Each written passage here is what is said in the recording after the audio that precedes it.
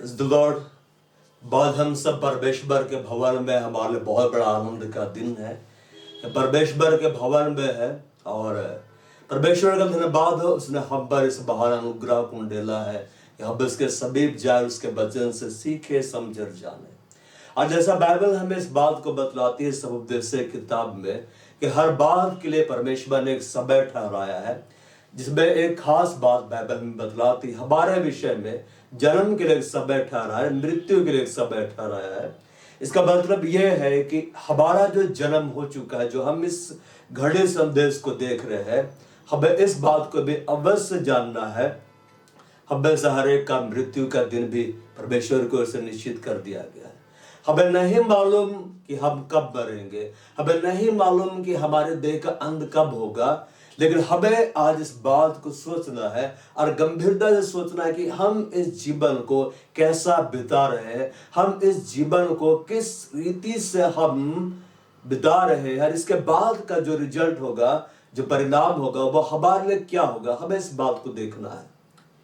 हम में से बहुत से ऐसे लोग होंगे, आप में से बहुत से ऐसे लोग होंगे जो परमेश्वर को नहीं जानते हैं, परमेश्वर को नहीं मानते हैं। अब बहुत से ऐसे लोग भी इस वीडियो को देख रहे हैं जो बिल्कुल नास्तिक है, जो इस बात पर विश्वास रखते हैं कि कोई परमेश्वर है ही नहीं। लेकिन आपके विश्वास करने या ना करने से परमेश्वर के अस्तित्व पर प्रश्न चिन्ह नहीं लगता है। प्रश्न चिन्ह तो आप पर लगेगा कि आप इस जिंदगी को कैसे जी रहे हैं। हमें मालूम होना चाहिए कि जिंदगी परमेश्वर ने हमें दी है। बाइबल हमें इस बात को बतलाता है, हमारे आयु के दिन तो 70 वर्ष के होते रहे, बल के कारण 80 वर्ष के हो जाए तो भी उनका घमंड, कुल कष्ट और शोखी है। बाइबल हमें इस बात को बतलाता है, ऐसा कोई भी नहीं जो सदा जीवित रहे और कब्रों को ना देखे। बाइबल हमें इस बात को बतलाता है, बुद्धिमान भी मरते हैं और जो बुद्धिमान नहीं होते वो भी मरते हैं, पशु भी मरते हैं। इसका मतलब यह है, आप चाहे कितने ही बुद्धिमान है, चाहे मूर्ख भी है, आप जरूर मरेंगे। चाहे कोई भी हो इस पृथ्वी पर, जरूर मरेगा, उसका देह का अंत होगा। यह सत्य है, आपका देह का भी अंत है, मेरा भी देह का अंत है। लेकिन हम इस जीवन को कैसा जी रहे हैं ये देखना है। हम इस बात को बाइबल में पढ़ते हैं, गलातियों की किताब में अध्याय 6 पद संख्या 7 और आगे, धोखा ना खाओ, परमेश्वर ठट्ठों में नहीं उड़ाया जाता। लेकिन मनुष्य जो कुछ बोता है वही काटेगा। लेकिन जो अपने शरीर के लिए बोता है बस शरीर के द्वारा विनाश की कटनी काटेगा, और जो आत्मा के लिए बोता है वह आत्मा के द्वारा अनंत जीवन की कटनी काटेगा। हम भले काम करने में साहस न छोड़े, क्योंकि यदि हम ढीले ना हो तो ठीक समय पर कटनी काटेंगे। यहाँ पर बाइबल हमें इस बात को बतला रहा है कि यदि हम ढीले ना हो तो ठीक समय पर कटनी काटेंगे। बल संख्या 2 बोलता है, let us not lose heart in doing good, for in due time we will reap if we do not grow weary. अब बाइबल हमें इस बात को बतला रहा है अनंत जीवन के बारे में। हमारे पास ये जीवन है जो परमेश्वर ने हमें दिया है, और हमारे आयु के बाद 70 वर्ष के हो सकते हैं। हम देखते हैं मनुष्य लोग 70 वर्ष तक जी लेते हैं, और जब बहुत ज्यादा अपने शरीर की देखभाल करते हैं 80 वर्ष तक जी लेते हैं, कुछ तो इससे भी ज्यादा तक जी लेते हैं। अब बहुत सारे लोग बहुत खुश भी होते हैं जब 100 साल को क्रॉस करते हैं। लेकिन चाहे 100 साल जी ले, चाहे 150 साल जी ले, एक दिन आपका देह का अंत होगा। इसे कोई भी नहीं बदल सकता है, क्योंकि परमेश्वर को सत्ता है। लेकिन इस जीवन को परमेश्वर ने हमें क्यों दिया है? परमेश्वर ने हमें इसलिए दिया है कि हम इस जीवन में हम अपने जीवन को परमेश्वर के लिए खर्च करें। यह लिखता है, क्योंकि मनुष्य जो कुछ बोता वही काटेगा। जो अपने शरीर के लिए बोता है वह शरीर के द्वारा विनाश की कटनी काटेगा, जो आत्मा के लिए बोता है आत्मा द्वारा अनंत जीवन की कटनी काटेगा। यह हमारे ऊपर है कि इस जीवन के बाद का जो जीवन है वो हम किस तरह से बिता रहे हैं। क्या हम विनाश की ओर जा रहे हैं, क्या हम नरक की ओर जा रहे हैं, क्या हम स्वर्ग की ओर जा रहे हैं, क्या हम अनंत जीवन की ओर जा रहे हैं। हमें मालूम होना चाहिए यीशु मसीह इसलिए आया कि हम जीवन को पाए, बहुत तहत के जीवन को पाए, और वो इसलिए आया कि हम अनंत जीवन को पाए। और अनंत जीवन हमें कैसे मिलता है? बदरस ने कहा, हे प्रभु हम तुझे छोड़कर कहां जाए, अनंत जीवन की बातें तेरी बात से। आज हम बहुत सारी बातों को फॉलो कर रहे हैं। हम सुबह उठते हैं, हम अखबार को पढ़ते हैं, हम टेलीविजन चैनल को देखते हैं, उसमें हमें जो बतलाया जाता है हम उसको फॉलो करते हैं। क्या अखबार से हमें अनंत जीवन मिल सकता है? क्या टेलीविजन से हमें अनंत जीवन मिल सकता है? नहीं। यीशु मसीह ने कहा, जो बात मैं तुमसे कहता हूं वो आत्मा है और जीवन है। हम इस जीवन को किस तरह से बिता रहे हैं? आपका जो भी उम्र अभी आया है वो देखते देखते ही आ गया। आपने कभी नहीं सोचा कि इतनी जल्दी उम्र आएगा, लेकिन वो आ गया। आप ये कभी नहीं सोचते हैं कि आप बूढ़े होंगे, आप बूढ़े हो जाएंगे। और आप में से अधिकांश लोग सोचते हैं हम तो कभी भी नहीं मरेंगे।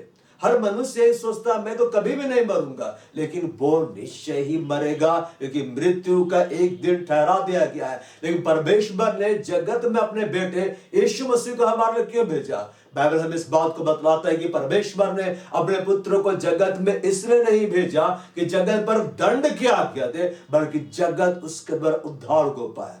बिना उद्धार पाए हम परमेश्वर के पास नहीं जा सकते। बिना उद्धार पाए हम स्वर्ग में नहीं जा सकते। बिना उद्धार पाए हम अनंत जीवन में नहीं जा सकते हैं। हमें उद्धार पाना है।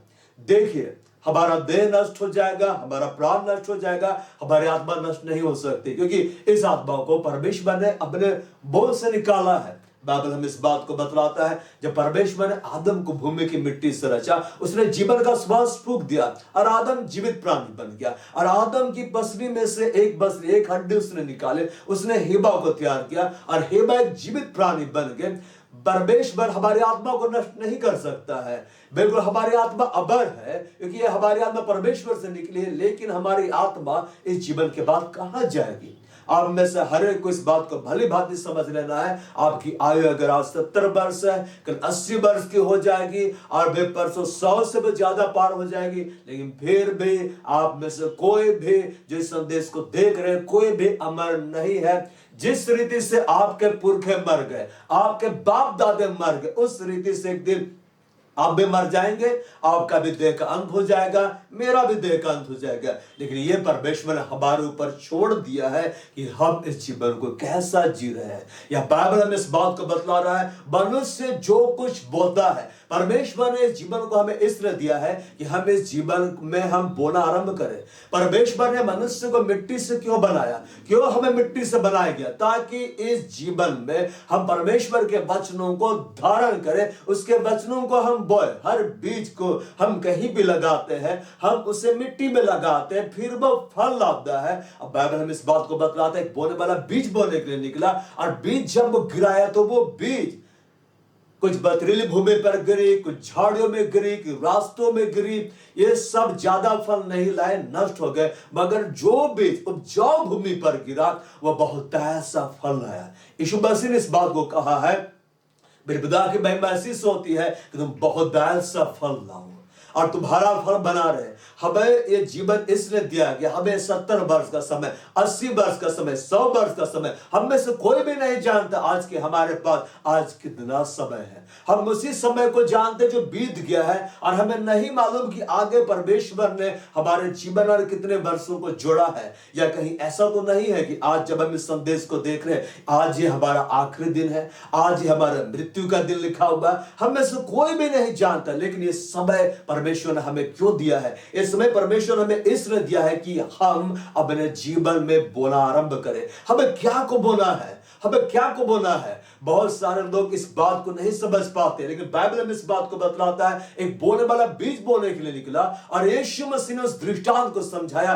बीज परमेश्वर का वचन है। हम अपने जीवन में परमेश्वर के वचन को कितना महत्व देते हैं। हम अखबार पढ़ने के लिए समय तो निकालते हैं, हम टेलीविजन पर सीरियल देखने के लिए समय तो निकालते हैं, हम फिल्मों को देखने के लिए समय तो निकालते हैं, हम किसी के विवाह में जाने के लिए समय निकाल लेते हैं, हम हर तरह के फेस्टिवल के लिए समय निकाल लेते हैं, हम अपने दोस्तों के लिए समय निकाल लेते हैं, लेकिन हम उसके लिए कभी भी समय नहीं निकालते जिसने इस ब्रह्मांड को बनाया है, जिसने स्वर्ग और पृथ्वी को बनाया। हम उसके लिए समय नहीं निकालते हैं, और हम बोलेंगे कि परमेश्वर तो है ही नहीं, परमेश्वर तो है ही नहीं। बाइबल हम इस बात को बोलता है, जो इस तरह से बोलता है परमेश्वर है ही नहीं, बाइबल उसको परिभाषित करती है, वह एक मूर्ख शख्स है। मूर्ख अपने मन में कहता है कोई परमेश्वर है ही नहीं। जो इस बात को बोलता है कोई परमेश्वर नहीं, वो मूर्ख है। इसका मतलब ये है, जितने नास्तिक लोग बोलते हैं कि परमेश्वर है ही नहीं, वो मूर्ख है। देखिए, जो परमेश्वर विश्वास करता है वो भी मर जाता है,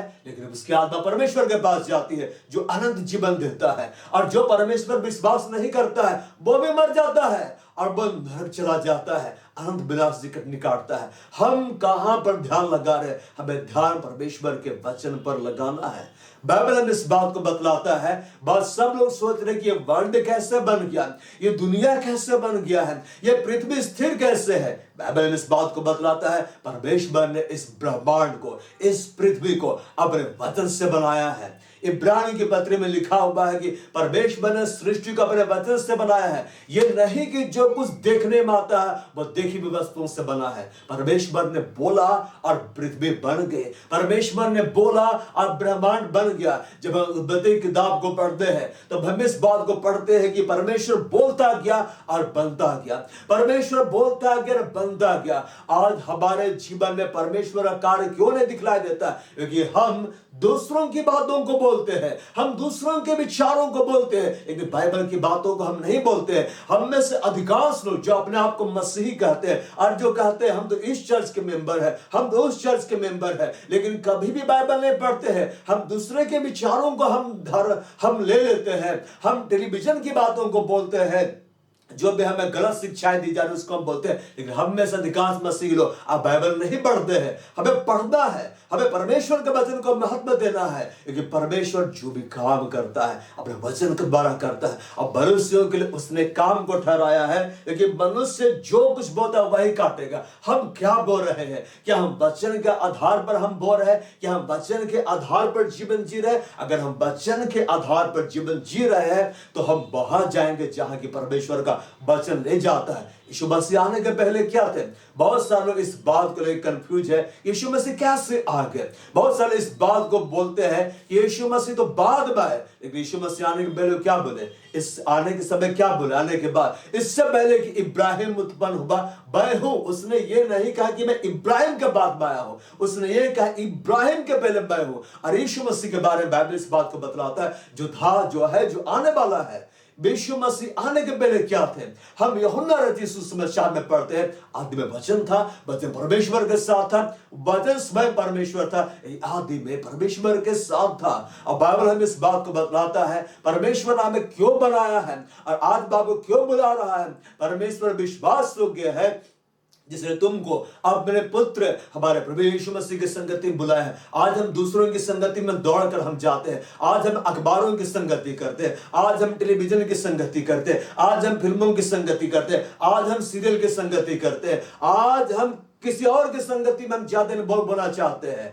लेकिन कोई भी परमेश्वर की संगति में जाना नहीं चाहता है, कोई भी यीशु मसीह की संगति में जाना नहीं चाहता है। और हम में से हर एक लोग सोचते हैं कि हम तो स्वर्ग ही चले जाएंगे, हम तो उस चर्च के मेंबर, हम तो स्वर्ग ही चले जाएंगे। अरे मेरा नाम वहां पे दर्ज है, मैं रजिस्टर्ड वहां पे हूं, मैं हर संडे को चर्च जाता हूं, मैं सभाओं को अटेंड करता हूं, मैं धार्मिक संस्कारों में भाग लेता हूं, मैं स्वर्ग चला जाऊंगा। नहीं, यीशु मसीह जब आए तो हमें धार्मिक संस्कारों में बांधने के लिए नहीं आए, वो इसलिए आए कि हम जीवन पाए, बहुत तायत का जीवन पाए। और यीशु मसीह इसलिए आए कि हम उसके साथ संगति करें। क्या हम यीशु मसीह की संगति कर रहे हैं? क्या हम वचन की संगति कर रहे हैं? क्या हम बाइबल पढ़ रहे हैं? क्या हम प्रार्थना कर रहे हैं? क्या हम आराधना कर रहे हैं? हमें धोखा में नहीं रहना है। बाइबल इस बात को बतलाता है धोखा ना खाओ, परमेश्वर ठट्ठों में नहीं उड़ाया जाता। और याकूब की पत्री में इस बात को बोला गया है कि धोखा कौन है, धोखा कौन खाता है? जो वचन को सुनता है और चला जाता है, अब भूल जाता है कि वो कैसा था। वह उस मनुष्य के समान है जो अपने आप को धोखा देता है, पर जो वचन की सिद्ध व्यवस्था पर ध्यान देता रहता है वो आशीष पाएगा। हम क्या करते हैं? हम जाते हैं चर्च में, हम किसी भी चर्च में जाते हैं और हम वचन को सुनते हैं, हम भूल जाते हैं और हम अपने आप को सांत्वना देते हैं, तसल्ली देते हैं। वचन पर चलना बहुत कठिन बात है, लेकिन परमेश्वर ने इस बात को दिखलाया है कि वचन पर जो चलता है वह परमेश्वर के पास जाता है। हम बाइबल में इस बात को पढ़ते हैं हनोक के विषय में, हनोक परमेश्वर के साथ साथ चलता रहा, वो स्वर्ग में उठा लिया गया क्योंकि परमेश्वर ने उसे प्रसन्न किया। आप बिना वचन पर चले परमेश्वर को प्रसन्न नहीं कर सकते हैं। हमें वचन पर चलना ही होगा, तभी परमेश्वर हमसे प्रसन्न होगा। बाइबल इस बात को बतलाता है कि बिना विश्वास के परमेश्वर को प्रसन्न करना होना है। परमेश्वर के पास आने वालों को विश्वास करना चाहिए कि वो है अपने ढूंढने वालों को प्रतिफल देता। आप ये कभी मत सोचिए कि आप फलाना चर्च के मेंबर है तो परमेश्वर आपको मिल जाएगा। आप ये कभी मत सोचिए कि आप एक पास्टर के बेटे तो परमेश्वर आपको मिल जाएगा। आपको परमेश्वर को ढूंढना होगा। जब तक आप उसे नहीं ढूंढेंगे नहीं मिलेगा। और परमेश्वर अगर बोला है कि ढूंढो और तुम पाओगे, तो वो जानता है कि हम ढूंढ सकते हैं, और जब हम ढूंढेंगे तो हम उसको पाएंगे। हमें परमेश्वर को ढूंढना है। बाइबल में इस बात को बतलाता है, जब तक यह वह मिल सकता उसको ढूंढो, जब तक वह निकट है उसको पुकारो। हम में से कोई भी नहीं जानता कि हमारे जीवन का अंत कब होगा, लेकिन जीवन इसलिए दिया गया है कि हम परमेश्वर को ढूंढे और परमेश्वर को हम पुकारे। हम अपने जीवन में परमेश्वर के वचनों को बोलना आरंभ करें। हमारे पास बीज होना चाहिए जिससे हम बोला आरंभ करें। हम में से अधिकांश लोग ये सोचते हैं, अरे हम डोनेशन दे देंगे तो हम स्वर्ग चले जाएंगे, और हम शराब पिएंगे, हम सिगरेट पिएंगे, और हम व्यभिचार में लिप्त रहेंगे, हम परमेश्वर की कलीसिया में डोनेशन दे देंगे, हम स्वर्ग जाएंगे। ऐसा कभी भी नहीं है। परमेश्वर का आपके धन का जरूरत नहीं है। बाइबल हमें इस बात को बतलाता है, कायन ने बलिदान चढ़ाया, हाबिल ने बलिदान चढ़ाया, और बाइबल में इस बात को बतलाता है परमेश्वर ने कायन और उसके बलिदान को ग्रहण नहीं किया। अब बाइबल में इस बात को बतलाता है परमेश्वर ने हाबिल और उसके बलिदान को ग्रहण किया। इसका मतलब यह है, आप डोनेशन दे रहे हैं, आप दशमांश दे रहे हैं, उससे बढ़कर आप अपने जीवन को परमेश्वर के लिए दे दीजिए। बाइबल में इस बात को बतलाता है, कुरनेलियुस के पास परमेश्वर का स्वर्गदूत आया और उससे बात किया। अब बहुत सारे लोग हैं जो सोचते हैं हम बैठे रहे, हम शराब पीते रहे, हम व्यभिचार में लिप्त रहे, लेकिन फिर भी परमेश्वर का स्वर्गदूत आकर बात करे। वो क्यों आएगा आपके पास? वो क्यों आपसे बात करने के लिए आएगा? बाइबल में इस बात को बताते कुरनेलियुस दान देता था, वो अन्य जाति का था, परमेश्वर से बार प्रार्थना करता था, और परमेश्वर ने अपना स्वर्गदूत उसके पास भेजा, और वे परमेश्वर का जन उसके पास आया, उसे परमेश्वर का वचन सुनाया गया और पवित्र आत्मा उसके ऊपर आ गया। हमारे ऊपर पवित्र आत्मा कब आएगा? कब हम परमेश्वर के आत्मा से भरे रहेंगे? कब हमारे जीवन में पवित्र आत्मा का बहाव होगा? जब हम परमेश्वर को अपना जीवन देंगे, जब हम परमेश्वर के वचन पर बल लगाएंगे, जब हम शरीर की बातों पर बल नहीं लगाएंगे। अब बहुत सारे जवानों शरीर पर ध्यान दे रहे हैं, शरीर की ओर ध्यान दे रहे हैं। हम इस शरीर को कितना ही ताकतवर बना लें, इस शरीर का नष्ट होगा, लेकिन इस शरीर को हम परमेश्वर के कैसे खर्च कर रहे हैं। बहुत सारे तो ये बोलते हैं हमारा शरीर तो परमेश्वर का आत्मा का मंदिर है। शरीर के अंदर परमेश्वर का आत्मा है ही नहीं। शरीर को हमने शराब से भर दिया है, सिगरेट से भर दिया है, गंदे फिल्मों से भर दिया, गंदे सीरियल से भर दिया, गलत विचारों से भर दिया। बोलेंगे कि परमेश्वर का आत्मा अभी भी यहां पर रहता है। कैसे रहेगा? आप अपने घर को गंदा कर दीजिए, उसको कूड़ा करकट से भर दीजिए, अब उसमें जाकर क्या आपको पसंद आएगा? नहीं। परमेश्वर अपना आत्मा इसलिए नहीं देता है कि हम उसको डस्टबिन में रखें, हम उसको गंदी जगह बैठा दे, इसलिए देता है कि जब वो मेरे जीवन में आए, मेरे जीवन को वो आजाद करे। इस बाइबल में इस बात को बतलाता है परमेश्वर का आत्मा है, और जहां कहीं परमेश्वर का आत्मा वहां स्वतंत्रता है। परमेश्वर का आत्मा ये नहीं चाहता आप शरीर की बातों पर मन लगाए। परमेश्वर का आत्मा ये चाहता हम आत्मा की बातों पर मन लगाए।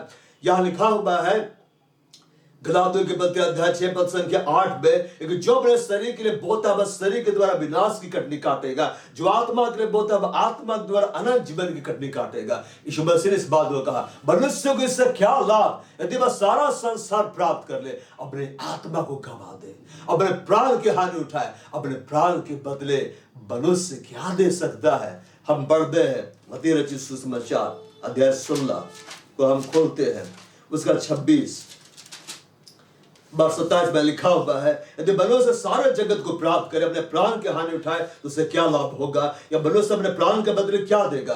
मनुष्य का पुत्र अपने स्वर्गदूतों के साथ मेरे पिता की महिमा में आएगा, और उस समय वह हर एक को उसके कामों का अनुसार प्रतिफल देगा। इसका मतलब यह है हमें जीवन इसलिए दिया गया कि हम काम करें, हम वो काम करें। अब काम क्या है? बहुत सारे सोचते हैं क्या काम है? हम हर तरह काम करते हैं। जो छोटे बच्चे लोग हैं वो पढ़ाई करते हैं, उन्हें बस यही समझ में आता है कि हमें तो बस पढ़ना है।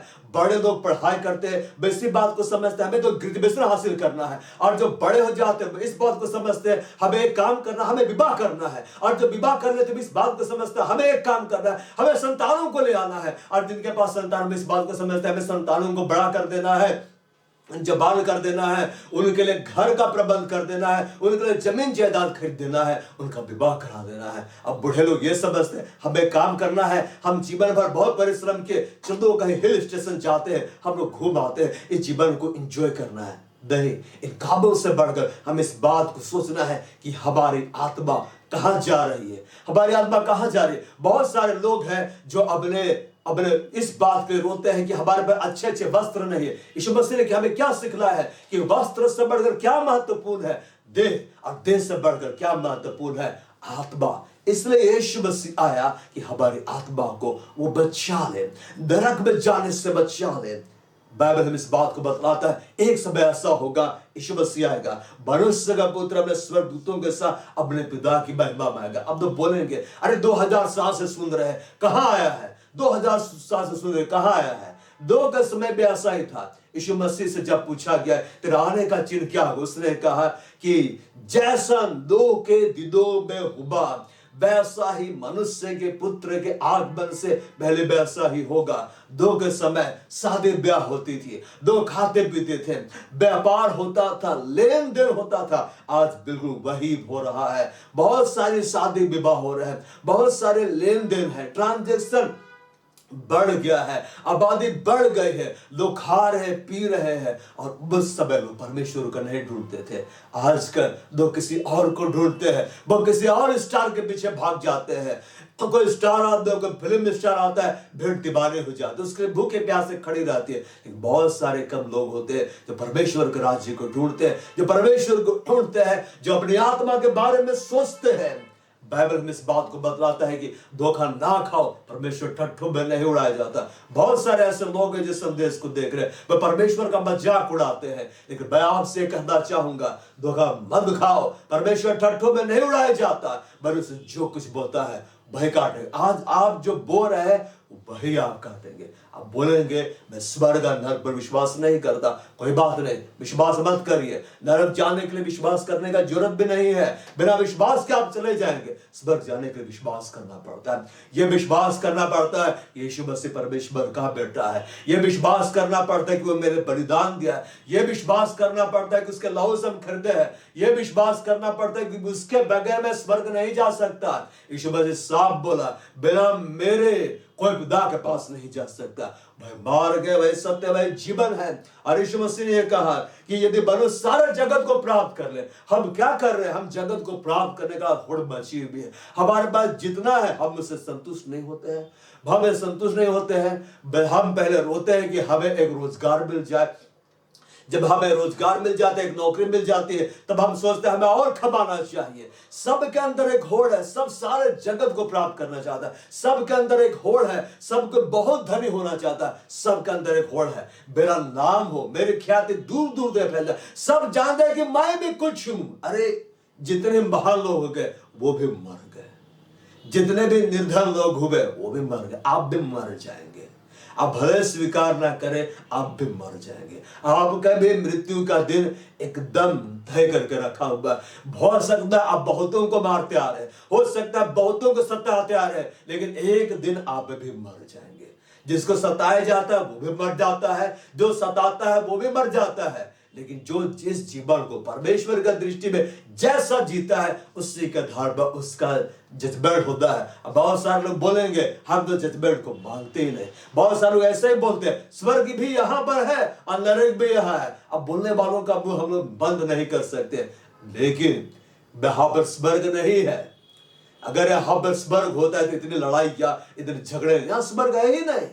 इसलिए तो यीशु मसीह आया, बड़े इस बात को बोला कि यदि मनुष्य सारे जगत को प्राप्त करे, अपने प्राण की हानि उठाने से क्या लाभ होगा। इसका मतलब है हमने अपने जीवन में अगर सब कुछ भी हासिल किया है और सब कुछ भी हम हासिल कर, लेकिन अगर हम परमेश्वर को हासिल नहीं कर पाए, परमेश्वर के संगति में हम नहीं जा पाए, तब कुछ भी लाभ नहीं। परमेश्वर जब इब्राहिम पर प्रकट हुआ उसने कहा कि मैं तुम्हारा बड़ा प्रतिफल, परमेश्वर अपने आप को हमें देना चाहता है और उसने अपने आप को हमारे दे दिया। कैसे दिया है? यीशु मसीह जब आया तो उसने कहा खुदा मेघ है, यीशु मसीह ने कहा पिता बैक है। जब यीशु मसीह से उसके चेलों ने कहा कि हमें पिता को दिखा दे, यही हमारे लिए बहुत है, तो उसने कहा जिसने मुझे देखा है उसने पिता को देखा है। और यीशु मसीह जब आया तो उसने कहा मेरा अनुसरण करो, मेरे जैसे बनो। यीशु मसीह हमें कभी भी वो काम करने के लिए नहीं बोलेंगे जिसको वो नहीं चाहते कि हम नहीं करें। वो वही काम करने के लिए हमें बोलते हैं जिसके विषय में वो चाहते कि हम करें। उसने कहा मेरा अनुसरण करो। हम किसका अनुसरण कर रहे हैं? क्या हम फिल्म स्टार का अनुसरण कर रहे हैं? क्या हम सीरियल में जो दिखलाया जाता है हम उसका अनुसरण कर रहे हैं? क्या हम मनुष्यों के विचारों का अनुसरण कर रहे हैं? क्या हम किसी बिजनेस लीडर का अनुसरण कर रहे हैं? क्या हम अपने देह का अनुसरण कर रहे हैं? बहुत सारे लोग देह पर मन लगाए हुए हैं, उनको बस सुंदर दिखने का होड़ है। दिन भर वो घुसे रहेंगे, अपने आप को सजाते रहेंगे, उनको तरह तरह कपड़े पहनने का होड़ है, संतुष्ट नहीं होते हैं, संतुष्ट नहीं होते हैं। जो काले हैं उनको अपना काला रंग पसंद नहीं, उनको ये पसंद हम गोरा हो जाए, जो गोरा उसको ये पसंद नहीं, उसको लगता है कि हम और गोरा हो जाए। यहां तक कि बहुत सारे लोग अपने देश से इतना असंतुष्ट है, आजकल तो इतना असंतुष्ट हो गए हैं कि जो लड़के हैं उनको अपना देह पसंद नहीं आ रहा है, वे ऑपरेशन करा के लड़कियां बन जा रहे हैं। आज जो लड़कियां उनको अपना देह पसंद नहीं आ रहा, वो ऑपरेशन करा के लड़के बन जा रहे। परमेश्वर ने हमें अगर पुरुष बनाया अपनी महिमा के लिए, स्त्री बना अपनी महिमा के लिए, और ये जो ऑपरेशन करा के आप लोग पुरुष से जो स्त्री बन रहे, स्त्री से जो पुरुष बन रहे, ये परमेश्वर का दृष्टि में बहुत बड़ा बहुत भयंकर पाप है। यहाँ पर आपको छूट मिल जाएगा, यहाँ की कानून व्यवस्था के अनुसार आप बच जाएंगे, लेकिन कोई भी देश का कानून व्यवस्था परमेश्वर के व्यवस्था से बड़ा नहीं है। लेकिन परमेश्वर बाद में आपका भी जजमेंट करेगा, हम सब का जजमेंट करेगा, वो देश देश के लोगों का न्याय करेगा। लेकिन एक समय आएगा वो राज्य करने के लिए इस पृथ्वी पर आएगा। बाइबल हमें इस बात को बतलाता है 1000 साल यीशु मसीह के राज्य के विषय में, जिसके विषय में प्रतिज्ञा किया गया है कि वो आएगा, वो दाऊद के सिंहासन में बैठेगा, अब वो राज्य करेगा। हम बोलेंगे कि परमेश्वर का सामर्थ्य दिखलाई नहीं देता है। बिल्कुल, जब बहुत बड़ा बड़ा आंधी तूफान आता है सबको पता चल जाता है कि इसको भेजने वाला कौन है। जब बहुत बड़ी बड़ी महामारी विपत्ति आ जाती है तब सब साइंटिस्ट सब डॉक्टर हाथ खड़ा कर देता है और बोलता है हमसे कुछ नहीं निकले होगा। तब अनजाने में उनके मुंह से निकलता है ओ माय गॉड, हो मेरे परमेश्वर। तब सब नास्तिक लोग आस्तिक हो जाता है कि परमेश्वर है, परमेश्वर है जिसने इस ब्रह्मांड को बनाया है, ब्रह्मांड को नष्ट करने का सामर्थ्य रखता है। जिसने आपको बनाया है मिट्टी में से, मेरे देह को बनाया है मिट्टी में से, इस देह को मिट्टी में मिलाने का सामर्थ्य रखता है। लेकिन हम इस जीवन को कैसा जी रहे कि हम सारे जगत को पा रहे हैं। अगर हम सारे जगत को हासिल कर रहे हैं, बहुत सारे लोगों के अंदर ये रहता है हम घर बनाए घर बनाए घर बनाए, पूरा जिंदगी घर बनाने में बिता देता है, और जब घर बनाता है वो मर जाता है, घर का लाभ ही नहीं उठा पाता है। बहुत सारे धन को प्राप्त करने पूरा जिंदगी बिता देता है, और धन जब हासिल हो जाता है वो बुढ़ा जाता है, बीमार हो जाता है, मर जाता है। हम क्या हासिल कर रहे हैं? बड़े जो कुछ बोता वही काटेगा। हम क्या बो रहे हैं? क्या वचन को बो रहे हैं? हम अपने वचन को बोना है, हमें परमेश्वर के वचनों को अपने जीवन में बोना है। हमें अपनी आत्मा के बारे में सोचना है कि आज हमारी आत्मा कहां जा रही है, परमेश्वर के पास जा रही है या शैतान के पास जा रही है। और यीशु मसीह ने कहा से चोर चोरी करने के लिए आता है, बाढ़ डालने के लिए और नष्ट करने के लिए आता है। मैं इसलिए आया हूं कि तुम जीवन पाओ और बहुत धैर्य का जीवन पाओ। तो हमारे परमेश्वर क्या योजना है? हम सोचेंगे हमें क्या बोलना है, कैसे हम जानेंगे कि हम सब के लिए परमेश्वर के पास एक बहुत बड़ा प्लानिंग है। बोलते हैं हमें तो पता ही नहीं कि परमेश्वर ने हमारे क्या योजना बना के रखी है। जब तक हम परमेश्वर के पास नहीं जाएंगे परमेश्वर योजनाओं को प्रकट नहीं करेगा। हम इफिसियों की पत्री खोलते हैं अध्याय 2 पद संख्या 10, वहां पर इस बात को हम पढ़ते हैं, लेकिन हम उसके बनाए हुए हैं अब मसीह यीशु में उन भले कामों के लिए सृजे गए हैं जिसे परमेश्वर ने पहले से हमारे करने के लिए तैयार किया है। इफिसियों अध्याय 2 पद संख्या 10 यहां बोलता है, for we are God's workmanship created in Christ Jesus to do good work which God prepared in advance for us to do। परमेश्वर ने जब हमें बनाया पहले से हमारे कामों को उसने ठहरा दिया है कि ये काम करेगा, ये वो काम करेगा। आज हम पुरुष की देह में है तो हमें उसी काम के लिए ठहराया गया। आज हम स्त्री की देह में तो उसी काम के लिए ठहराया गया है। जब हम परमेश्वर के पास जाते हैं, जब हम यीशु मसीह को अपना उद्धारकर्ता ग्रहण करते हैं, जब हम परमेश्वर के वचनों का आधार पर चलते हैं, तो हम यीशु मसीह की संगति करते हैं, तो परमेश्वर हम पर अपनी योजनाओं को प्रकट करता है। आज हमारे जीवन में निराशा क्यों हावी होती है? हम अशांत क्यों रहते हैं? हम जिस जॉब को भी हासिल करते हम सेटिस्फाइड क्यों नहीं रहते हैं? क्योंकि हमारे विषय में परमेश्वर का प्लानिंग ही वो नहीं है। परमेश्वर इस बात को बोलता है, मैं तुम्हारे लिए अपनी योजनाओं को जानता हूं जो मैंने तुम्हारे बनाए। और ये वचन किसी एक व्यक्ति का नाम लेकर नहीं बोलता है। परमेश्वर बोलता है मैं तुम्हारे लिए, बस वो मेरे लिए बोलता है, वो आपके लिए बोलता है, सबके लिए बोलता है, मैं तुम्हारे लिए अपनी योजनाओं को जानता हूं जो मैंने तुम्हारे लिए बनाए। बहाने की नहीं वरन कुशल की है, लाभ की है। परमेश्वर के पास हम सब के लिए की योजना है। अब योजना तब पूरी होगी जब हम परमेश्वर के बेटे यीशु मसीह को अपना उद्धारकर्ता ग्रहण करेंगे। क्योंकि परमेश्वर ने हमें यूं ही नहीं बना दिया है, हमें यूं ही इस पृथ्वी पर बस नहीं रखा है। हम सब के लिए प्लानिंग है, हम सब के लिए प्लानिंग, उस प्लानिंग का आधार पर जब हम चलेंगे हम परमेश्वर को महिमा दे पाएंगे। बाइबल हम इस बात को बतला रहा है कि हम उसके बनाए, उसने हमें बनाया है, उसने हमें बनाया है। हम किसी कीड़े में से नहीं निकल कर आया है, हमारा विकास किसी बंदर में से नहीं हुआ है, परमेश्वर ने बनाया है। अब मसीह यीशु में, यीशु मसीह के अंदर, और यीशु मसीह के अंदर क्या है? यीशु मसीह के अंदर परमेश्वर का प्रेम है। हम इस बात को बतलाता, विश्वास, आशा और प्रेम तीनों में सबसे बड़ा प्रेम है। हमें से बहुत सारे लोग ज्ञान तो हासिल करते हैं, बाइबल के ज्ञान को तो हम हासिल कर लेते हैं, लेकिन प्रेम में हम नहीं बढ़ते हैं। अब प्रेम रखने का मतलब क्या है? अब बोलेंगे हम तो प्रेम करते हैं, हम तो कलीसिया जाते हैं, वो हम तो फेस्टिवल को बनाते हैं, हमारा संबंध पड़ोसी के साथ तो बहुत अच्छा है। बाइबल इस बात को बतलाता है, यीशु मसीह ने कहा यदि तुम मुझसे प्रेम रखोगे मेरी आज्ञाओं को मानोगे। अगर हम बोलते हैं कि हम यीशु मसीह से प्रेम रखते हैं तो हम उसकी आज्ञाओं को मानेंगे। अब बाइबल में इस बात को बतलाता है उसकी आज्ञाएं कठिन नहीं है, उसकी आज्ञाएं कठिन तब लगती जब हम यीशु मसीह के बलिदान को भूल जाते हैं, और उसकी आज्ञा तब आसान लगती है जब हम उसके बलिदान को याद करते हैं। जब हमें इस बात को पता चलता है कि उस व्यक्ति ने मेरे लिए इतना बड़ा काम किया, इतना बड़ा त्याग कर दिया है, तो जो कुछ भी बोलता है हम कर देते हैं, क्योंकि हमें इस बात का एहसास रहता है कि उसने मेरे लिए क्या किया है। हम उसके एहसान तरह दब जाते हैं। जब यीशु मसीह क्रूस को देखते हैं तब इस बात को पता चलता है कि उसने मेरे लिए क्या किया है।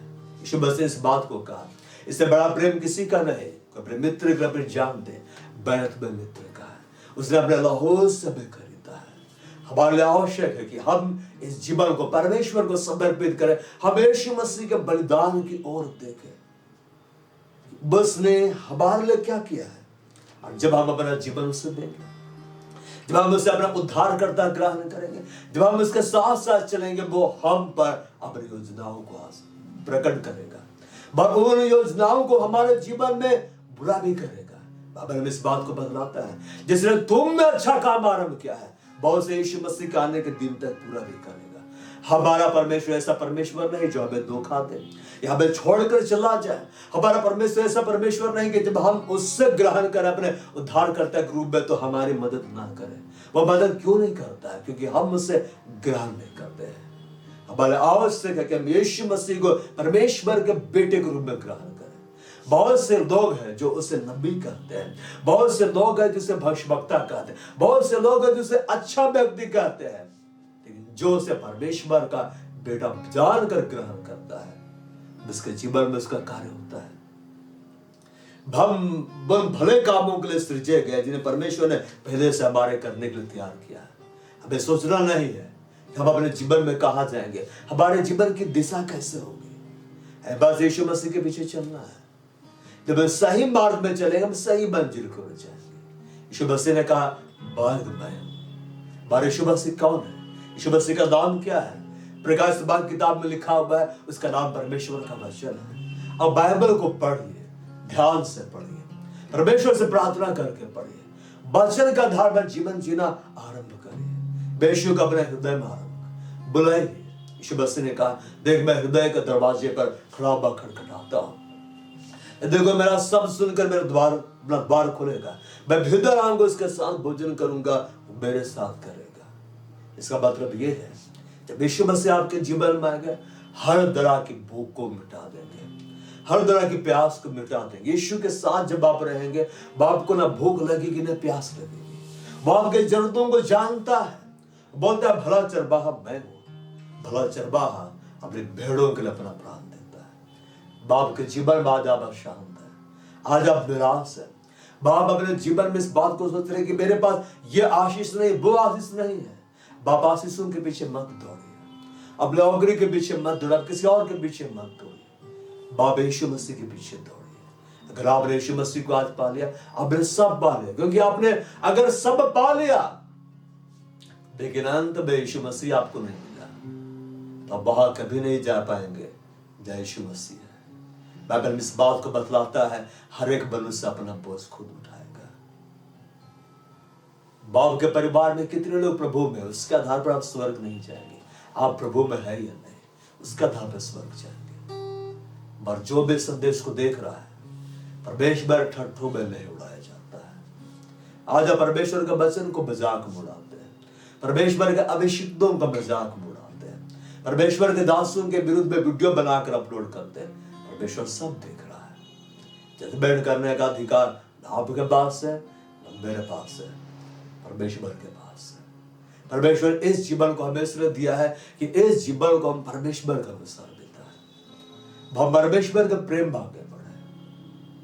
बाइबल हमें इस बात को बतलाता है, बस सारी व्यवस्था इस एक बात से पूरी हो जाती है, तो अपने पड़ोसी से अपने समान प्रेम रखना। प्रेम रखना व्यवस्था को पूरा करना है। धोखा ना खाओ, परमेश्वर ठट्ठों में नहीं उड़ाया जाता। जब आत्मा के लिए बोलता है, वो आत्मा के द्वारा अनंत जीवन की कटनी काटेगा, इटर्नल लाइफ के बारे में बोल रहा है। परमेश्वर आज आपको इटर्नल लाइफ को बुला रहा है। वो अनंत जीवन ये है कि आप यीशु मसीह को जाने। बहुत सारे लोग कलीसिया में जाते हैं, एक बाइबल नहीं पढ़ते हैं, और जब उनसे बोला जाता है कि बाइबल क्यों नहीं पढ़ते हैं, तो वो बोलते हैं कि बाइबल पढ़ने की क्या जरूरत है, हम तो फलाना चर्च के मेंबर है, हम तो स्वर्ग जाएंगे। वैसा नहीं है। आप किसी भी चर्च के मेंबर हो, लेकिन अगर आप यीशु मसीह के स्वभाव में नहीं बढ़ रहे, आप यीशु मसीह के पीछे नहीं चल रहे, तो आप में से कोई भी स्वर्ग नहीं है। यीशु मसीह जब आया, बस जिन लोगों को बुला रहा था, सब तो यहूदी लोग ही थे, व्यवस्था को जानते थे, फिर भी प्रभु बुलाया। यीशु मसीह जब डांटा, सदूकियों को डांटा, फरीसियों को डांटा, शास्त्रियों को डांटा, जो व्यवस्था को ज्यादा जानते थे। क्यों डांटा? वे जानते थे व्यवस्था को चलते नहीं थे। प्रभु जब जजमेंट करेगा, न्याय करेगा, ये नहीं बोलेगा अब इस चर्च के मेंबर है, यहाँ का संख्या ज्यादा आओ, नहीं। जो परमेश्वर के वचन पर चलेगा, वह बोलते हैं वो अनंत काल तक मृत्यु को नहीं देखेगा। किस तरह का मृत्यु? विनाश का, विनाश की कटनी वो नहीं काटेगा, नरक में नहीं जाएगा। यीशु मसीह ने कहा, जो मुझ पर विश्वास करता है वो कभी नहीं मरेगा, उसकी आत्मा नहीं मरेगी, नष्ट नहीं होगी। पर उसने कहा यदि वो मर जाए तो भी जिंदा रहेगा। मैं परमेश्वर को ठट्ठू में नहीं उड़ाना है। परमेश्वर बार बार आपका अवसर नहीं देगा, बार बार आपको बड़ा ही सहनशील है, बड़ा ही दयालु है। रोमियो की पत्री में लिखा हुआ है, परमेश्वर की कृपा तो जो मन भराव को सिखलाती है। परमेश्वर ने जीवन इसलिए नहीं दिया है कि आप इस जीवन को खाने में बिता दे, पीने में बिता दे, फेस्टिवल मनाने में बिता दे, अब नष्ट हो जाए।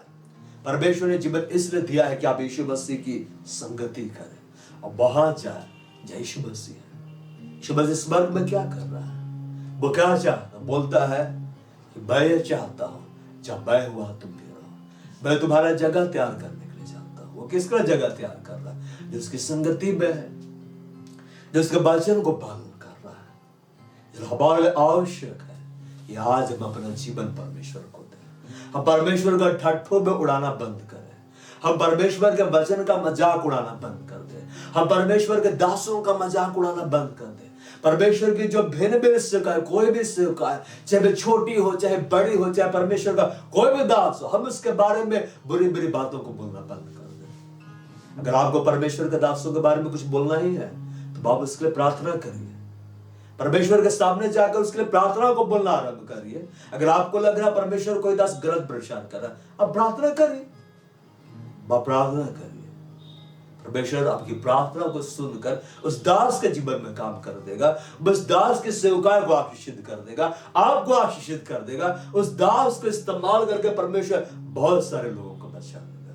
परमेश्वर की ये इच्छा है कि हम में से कोई भी नष्ट ना हो। इसलिए जब हम परमेश्वर का मजाक भी इतना समय से उड़ाते आए, परमेश्वर सब कुछ सहता है और उसकी सहनशीलता हमें क्या कुछ सिखाती है, बल फिर हमको सिखलाती। आज हमारे आवश्यक है हम संसार को पाने की होड़ से हम बाहर निकले। हमें टेलीविजन पर सीरियल देखना बंद कर दे, हम फिल्मों को देखना बंद कर दे। इससे अनंत जीवन नहीं मिलेगा। अखबारों को पढ़ने से अनंत जीवन नहीं मिलेगा। अनंत जीवन उसके वचन में है, बाइबल में है। बाइबल को पढ़ना है। बहुत सारे लोग चर्च जाते हैं, बाइबल को नहीं पढ़ते हैं। और क्योंकि वो बाइबल को नहीं पढ़ते हैं, इसमें किसी के प्रार्थना भी नहीं कर पाते। हमारे हर समस्याओं का जवाब कहां पर? बाइबल में। यीशु मसीह जब आया तो क्या बोलता है? वो इसलिए आया कि व्यवस्था की बातें पूरी हो जाए, भविष्यवाणियों की बातें पूरी हो जाए। और वही बातें तो पवित्र शास्त्र में है, बाइबल में। हमें शरीर में मन नहीं लगाना है। बाइबल में इस बात को बतलाता है कि जब इस पृथ्वी पर हमारा घर गिराया जाएगा, मतलब ये जब नष्ट किया जाएगा, हमें परमेश्वर को से एक ऐसा भवन मिलेगा जो हाथों का बनाया हुआ नहीं, जो चिरस्थायी है, स्वर्गीय देह मिलेगा। परमेश्वर हमें स्वर्गीय देह देना चाहता है। परमेश्वर हमें अनंत जीवन देना चाहता है। परमेश्वर हमें स्वर्ग में रखना चाहता है। लेकिन वो चाहता है कि हम उसके वचन का आदर करें, हम उसके वचन को पढ़े। उसने होश से कहा, व्यवस्था की ये किताब तेरे दिल से कभी भी ना उतरने पाए, इसमें दिन और रात ध्यान दिए रहना। इसलिए जो कुछ उसमें लिखा उसके अनुसार करने की तू चौकसी करे। ऐसा करने सब काम सफल होंगे, तू प्रभावशाली होगा। यहोशू प्रतिज्ञा देश क्यों जा पाया? एक उसने परमेश्वर के वचन को अपने सामने रखा, इसलिए प्रतिज्ञा देश जा पाया। अब बहुत सारे लोगों के जीवन में परमेश्वर की प्रतिज्ञा क्यों रुकी रहती है? बोलते हैं बाइबल की बातें तो हमारे जीवन में पूरी ही नहीं होती, क्योंकि वे बाइबल की बातों पर मन नहीं लगाते, वे दूसरी बातों पर मन लगाते। परमेश्वर ने कहा इससे ना तुम दाएं मुड़ना जब बाएं मुड़ना, इसी वचन के आधार पर तुम चलो। जब वचन के आधार पर चलेंगे हम वहां पहुंच जाएंगे जहां परमेश्वर हमको पहुंचाना चाहता है। आज आपका जीवन एक रेगिस्तान की तरह है। आज आपको जब पता नहीं आप क्या हासिल करेंगे, अब परमेश्वर को आज अपना जीवन दे दीजिए। बाइबल में इस बात को बतलाता है कि सबसे पहले तो परमेश्वर का राजा धार्मिकता खोज करो, बाकी सारी वस्तु तुम्हें यूं ही मिल जाएगी। परमेश्वर हमारा पिता है। यीशु मसीह से जब उसके चेलों ने कहा हमें प्रार्थना करना सिखला, उसने ये कहा कि हे हमारे पिता तू जो स्वर्ग में है। जब हम परमेश्वर को अपने पिता बोलकर स्वीकार करेंगे, हम मुझसे प्रार्थना कर पाएंगे। अब बहुत सारे प्रार्थना क्यों नहीं कर पाते हैं? क्योंकि परमेश्वर को अपने पिता बोलकर स्वीकार ही नहीं करते। परमेश्वर हमारा पिता है, हमें स्वीकार करना है। अगर परमेश्वर के पिता बोलकर स्वीकार करते हैं, हमें इस बात को मालूम होना चाहिए कि पिता ने अपने बेटे को दिया है। परमेश्वर ने जगत से ऐसा प्रेम किया कि उसने अपने इकलौता बेटा दे दिया, यीशु मसीह को दे दिया, ताकि जगत नष्ट ना हो बल्कि उसके द्वारा उद्धार हो पाए। परमेश्वर हमें बचाना चाहता है, विनाश के समय में जाने से बचाना चाहता है। बचाता है कि हम जीवन कटने का। इस देह में हम सबके पास लिमिटेड समय, आपके पास 70 वर्ष होंगे, 80 वर्ष होंगे, 100 साल से आप ज्यादा भी जी सकते हैं। लेकिन जब देह नष्ट होगी उसके बाद आपका आनंद का समय शुरू होगा कि हम परमेश्वर के साथ बिताएंगे, या उस झील में जाएंगे जो आग और गंधक से भरेंगे, जो अपने आत्मा के द्वारा बोधा है, वो आत्मा के द्वारा अनंत जीवन कटने काटेगा। यह आत्मा के द्वारा बोना क्या है? यीशु मसीह ने कहा जो बातें मैंने तुमसे कही है वो आत्मा और जीवन है। जब बाइबल के आधार पर जीवन जीना शुरू कर देते हैं, आत्मा के द्वारा हम जीवन जीना शुरू करते हैं, और इस जीवन के बाद बाइबल हमें इस बात को बतलाता है वो अनंत जीवन कटनी काटेगा। इसलिए हम ढीले ना हो, हम साथ ना छोड़े, हम ढीले ना हो, हम ठीक समय पर कटनी काटेंगे। इस जीवन के बाद हम कटनी काटेंगे। बाइबल हमें इस बात को बतलाता है प्रभु में तुम्हारा परिश्रम व्यर्थ नहीं है। बाप संसार के लिए परिश्रम करेंगे, आपका नाम होगा, लेकिन वो भी एक दिन नष्ट हो जाएगा। ये संसार भी एक दिन नष्ट हो जाएगा, आप भी नष्ट हो जाएंगे। आप खुद के लिए परिश्रम करेंगे, वो परिश्रम भी नष्ट हो जाएगा। लेकिन आप प्रभु को पाने के लिए परिश्रम करेंगे, प्रभु में परिश्रम करेंगे, तो बोलता है वो परिश्रम व्यर्थ नहीं है। बात आवश्यकता इस बात की है, हम सारे जगत को हासिल करने की भोड़ से हम बाहर निकले, उस भीड़ में से बाहर निकले और यीशु मसीह का अनुसरण करें। हमारे यीशु मसीह ने कहा, मार्ग, सत्य और जीवन मैं ही हूं, बिना मेरे द्वारा कोई पिता के पास नहीं जा सकता। खुदा हमारा इंतजार कर रहा है कि हम यीशु मसीह का अनुसरण करें, पर हम उसके पास आए और हमारा जीवन की कहानी करें। भाई हम प्रार्थना करें।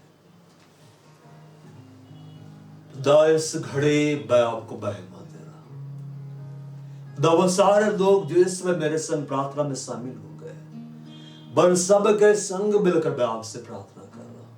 खुदा हर एक जो इस समय इस प्रार्थना में शामिल है, हर एक को मैं आपकी दया बहुत ऐसा रहे, बाप उनके जीवन में दखल दे रहे हैं।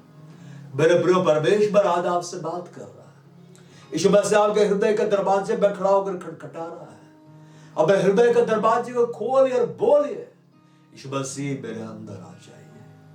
मैंने आपके वचन का बहुत मजाक उड़ाया है, मैंने आपका अभिषिक्तों का बहुत मजाक उड़ाया है, मगर आज आपने मुझसे बातें की है, मुझे अवसर दिया है कि मैं आपके लिए अपने दिल के द्वार को खोल दूं। यीशु मसीह आज मैं आपको अपने दिल में आमंत्रित कर रहा, बोले यीशु मसीह को इस घड़ी, बड़े से घड़ी यीशु मसीह मेरे प्रिय आपके हृदय के अंदर आ रहे हैं।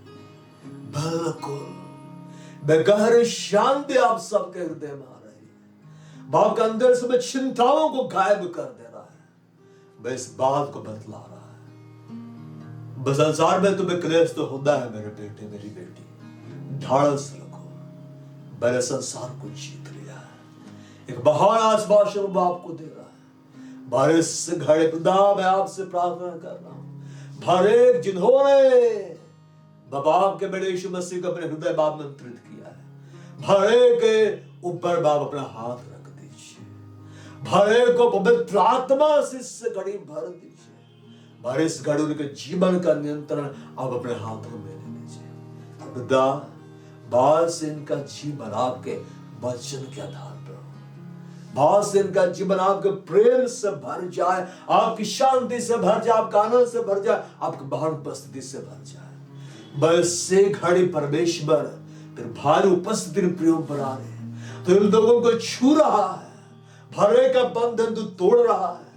वो बहुत सारे लोग हैं जो रोके तुझे पुकार रहे हैं, अब वो कह रहे हैं परमेश्वर हमारे पास कोई भी भविष्य नहीं है, ये परमेश्वर हमारे पास कोई भविष्य नहीं। वो कह रहे हे परमेश्वर मैं इस पृथ्वी पर बिल्कुल अकेला हूं। तो बोल से कह रहा है तू अकेला नहीं है, देख जगत के अंत तक मैं सदा तुम्हारे संग हूं। इस घड़ी मेरे प्रियो परमेश्वर आपका अकेलेपन को दूर कर रहा है, बस के सामर्थ आपको बढ़ा रही है, वो आपके जीवन को अपने हाथों में ले रहा है और अब वो अपने बुझदाओं को आप पर प्रकट कर रहा है। परमेश्वर आपसे बात करने जा रहा है स्वप्नों में और दर्शनों में। जब आप प्रार्थना करेंगे और बाइबल पढ़ेंगे, परमेश्वर बाइबल से आपसे बातें करने जा रहा है। बिल्कुल बाद से आपके जीवन में परमेश्वर की योजना पूरी होने जा रही है। खुदा मैं आपसे प्रार्थना कर रहा हूं, मेरे सबके जीवन में जो आपसे इस घड़ी प्रार्थना कर रहे हैं, हरे के जीवन बाद से इसी घड़ी से आपकी योजना पूरी होने लगे, बाप की योजना पूरी होने लगे। बाप इनके जीवन को बहाना से भर दीजिए, इनके जीवन को ऐसा बना दीजिए कि अनंत जीवन की कटनी काटने पाए, बेश बसी के संग बाप के पास रहने पाए। बिल्कुल दादू इनके जीवन को छू रहा है, इनके जीवनों को बदल रहा है। बाप के भारी सामर्थ्य इनके जीवन में आ रहे हैं। बाप इनका जीवन असुरक्षित नहीं है, क्योंकि आपने इनके जीवनों को अपने सुरक्षा में ले लिया है। बात से कोई दुख नहीं, कोई चिंता नहीं, एक दिन सब बदल दिया है, सब बदल दिया। यीशु मसीह ने कहा तुम्हें शोक तो होगा और तुम रोओगे, मगर तुम्हारा दुख आनंद में बदल जाएगा। इस घड़ी यीशु मसीह मैं आपसे प्रार्थना कर रहा हूं, भरे के जीवन से दुख को दूर करिए, हमें आनंद दीजिए, हमें महान शांति से भर दीजिए। आज से यीशु मसीह बाबिल के चरवाहा बन जाइए, हरे हरे चराइयों में चराइए, दिव्यसुते के जल में से मिलाए। अपने वचनों का भेद और रहस्य इनके लिए खोल दीजिए। इन सब के जीवन को ऐसा बना दीजिए कि जब इनकी आयु पूरी हो, जब इनके देह का अंत हो, जब आपका गुप्त आगमन हो, ये सब आपके पास चले जाए, बाप के राज्य में जाए और बिल्कुल ये आनंद जीवन की कटनी बाप के संग काटने पाए। बिल्कुल खुदा हर एक को तो स्पर्श कर रहा है, हर एक जीवन को तो अपनी महिमा में इस्तेमाल कर रहा है। अब यह अकेले नहीं है, अब यह अनाथ नहीं है, अब यह निराशा में नहीं है। हर एक के लिए तू अपनी योजनाओं को प्रकट कर रहा है, पूरा कर रहा है। क्योंकि बाइबल हमें इस बात को बतलाता है हम परमेश्वर के बनाए हुए हैं और बस यीशु में भले कामों के लिए सृजे गए, जिसे परमेश्वर ने पहले से हमारे करने के लिए तैयार किया है। खुदा मैं तेरी महिमा कर रहा हूँ कि आपकी योजना है इन प्रियों की जो पूरी हो रही, बड़े प्रियों को मैं आपके हाथों में सौंप रहा हूँ। खुदा सारी महिमा तेरे बाद आदर मैं तुझे दे रहा हूँ। प्रार्थना को आपके हाथों में सौंप रहा हूँ। बाप सुनिए, बरसबर में ग्रहण करिए, यीशु मसीह के नाम में आमीन। Praise the Lord.